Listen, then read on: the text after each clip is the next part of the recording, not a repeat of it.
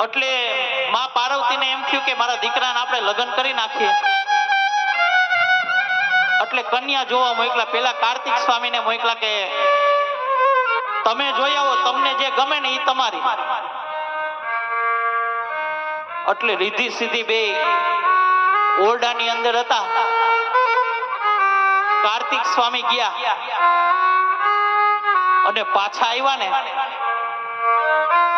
એટલે માં પાર્વતીએ પૂછ્યું કે તમને કઈ ગમી? તો કે માં મને તો બેય ગમી. ત્યાર પછી ગણપતિ બાપાને મોકલા કે તમે જોઈ આવો, તમને કઈ ગમી? તો કે માં મને બેય ગમી હો.